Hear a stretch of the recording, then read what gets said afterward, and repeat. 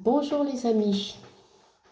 Eh bien, aujourd'hui, je voudrais vous parler de cette superbe toile de Marie-Guillemine Benoît, qui est née en 1768 et morte en 1826. Cette toile s'intitule Portrait d'une négresse et il a été réalisé en 1800 et il est conservé au musée du Louvre. Alors tout d'abord, il est intéressant de savoir que ce titre a été modifié par le Louvre en 2000. Et donc, au lieu de portrait d'une négresse, le cartel porte maintenant portrait d'une femme noire. Il a également été modifié par Orsay en 2019 en portrait de Madeleine à l'occasion d'une exposition sur les modèles noirs. C'est une manière de parler politiquement correcte, mais à mon avis, cela supprime justement les conditions historiques et sociales sans lesquelles on ne peut aborder une œuvre d'art. Cette œuvre n'aurait pas existé si on n'était pas dans cette configuration sociale et historique dont nous avons parlé parce qu'elle est fondamentale. Et donc le titre Portrait d'une négresse, à mon avis, doit être pris en tant que tel et explicité bien entendu. Donc nous sommes à la veille de la Révolution lorsque Marie-Guillemine Benoît fait partie d'une petite élite de jeunes femmes peintres qui réussissent à suivre l'enseignement des maîtres sans appartenir pourtant à une famille d'artistes. Elle est d'abord élève d'Élisabeth Vigée-Lebrun et fréquente aussi à partir de 1786 l'atelier de David et elle expose ses premières toiles de style néoclassique sous la direction de David en 1791. Pourtant, dès 1787, le comte d'Angevilliers, ministre des Arts de Louis XVI, rappelle l'interdiction faite par le roi aux femmes artistes d'étudier dans des ateliers où exercent des hommes. David va faire une intervention sous forme de courrier, mais il n'obtiendra pas de dérogation pour Marie-Guillemine et elle sera obligée de quitter l'atelier. La jeune femme du portrait a été identifiée. Il s'agit d'une Guadeloupéenne nommée Madeleine, une esclave affranchie, employée comme domestique par le beau-frère de Marie-Guillemine Benoît. L'abolition de l'esclavage, décrétée le 4 février 1794 par la Convention, est encore récente et elle n'a pas été suivie d'une pleine application du fait de l'opposition des colons, bien entendu. Lors de l'accalmie entre la France et les pays d'Europe coalisés, la traite des Noirs reprend dans l'Atlantique et les tenants des intérêts coloniaux s'efforcent d'amener Bonaparte, fraîchement consul, à rétablir un esclavage propre à assurer le retour de la prospérité aux îles et à enrayer les tendances indépendantistes. Au tournant du siècle, la situation des Noirs représente donc un enjeu politique et économique considérable. L'artiste choisit de réaliser le portrait d'une servante noire, pourtant dénuée de tout pittoresque exotique, dans une situation non conforme à sa condition de domestique et même d'esclave quelques années avant. La jeune femme, assise dans un fauteuil à médaillon drapé d'un riche tissu bleu, est immobile devant un fond vide, les bras posés sur le ventre et la cuisse. Vêtue d'une robe ceinte d'un ruban rouge et coiffée d'un turban blanc, elle est tournée de trois quarts vers la peintre et le spectateur. L'épaule et le sein droit dénudé évoquent la fécondité nourricière, mais peut-être aussi les Amazones, peuple mythique de femmes guerrières établies en Asie mineure. Ainsi présentée, elle occupe la place traditionnelle d'une femme blanche. Pierre Rosenberg, dans sa notice consacrée à l'artiste dans le Dictionnaire amoureux du Louvre, qualifie le tableau de Fornarina noire. C'est une allusion au portrait de Raphaël d'une femme nommée La Fornarina qu'il représente avec un turban et un sein nu. En choisissant de parer son modèle de draperie blanche, la couleur associée à la symbolique de la pureté et qui rehausse le contraste avec sa peau, l'artiste met la femme noire, esclave domestique venue des Antilles, sur un pied d'égalité avec l'aristocrate blanche.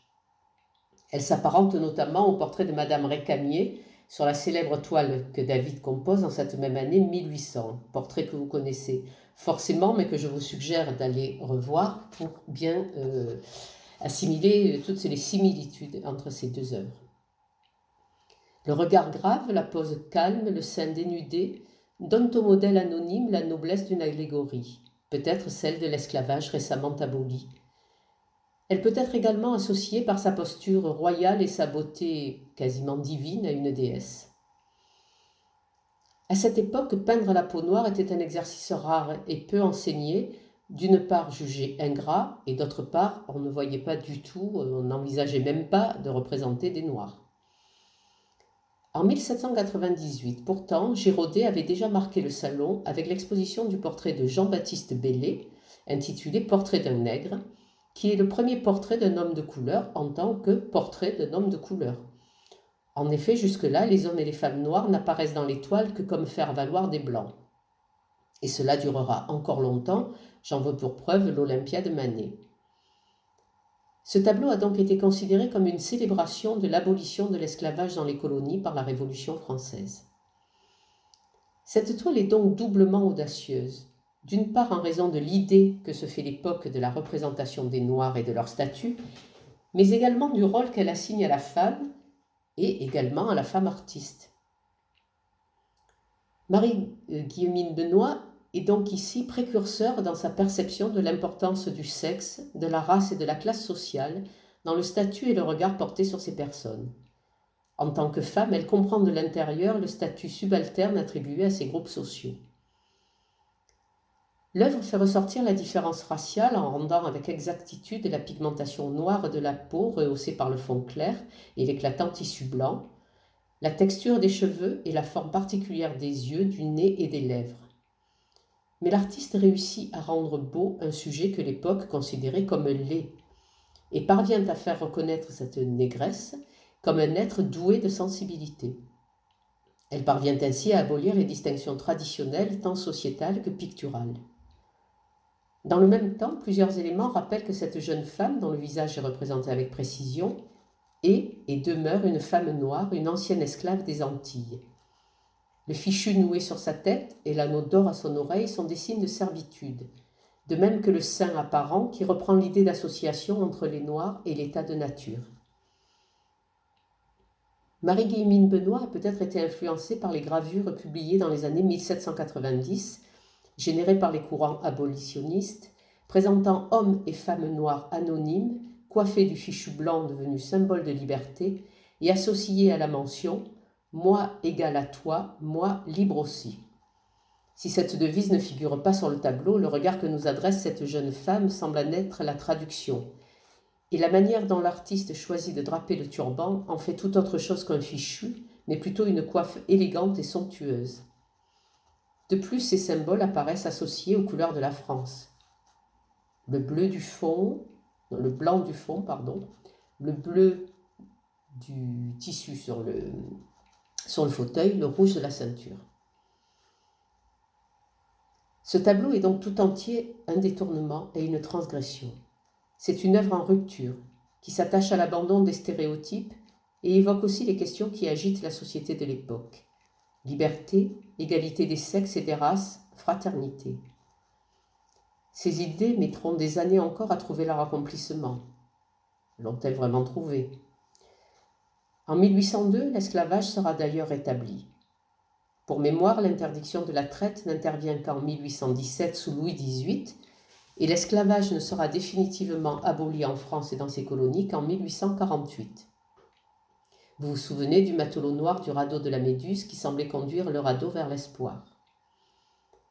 On peut donc penser que comme Madeleine a été affranchie, Marie-Guillemine Benoist cherche à s'affranchir de son statut de femme et de femme peintre qui la cantonne à des œuvres morales représentant la famille ou des œuvres charmantes représentant des paysages et des bouquets de fleurs. L'échange des regards signe cette rencontre, ce dialogue entre deux femmes asservies aux lois patriarcales. Le regard de Madeleine est droit, un peu lointain, comme qui sait des choses lourdes et difficiles venues de loin. Ce tableau peut être interprété comme un appel à la liberté pour tous et surtout toutes. Alors aujourd'hui, nous avons l'air de découvrir combien tous ces métiers de l'ombre, mal considérés, mal rémunérés, sont les piliers et le ciment de notre société, que ce sont eux, ces hommes et ces femmes aux tâches ingrates qui nous permettent de survivre dans cet épisode de pandémie. Il ne suffit pas d'applaudir entre 20h et 20h05, ni, comme le font un peu trop théâtralement nos dirigeants, claironner la France reconnaissante à ses héros, comme on peut le lire sur les monuments aux morts, pour les oublier tout aussitôt et rétablir l'esclavage dès la crise passée. Alors soyons vigilants, mes amis, que cette reconnaissance ne reste pas mot stérile. Bonne soirée.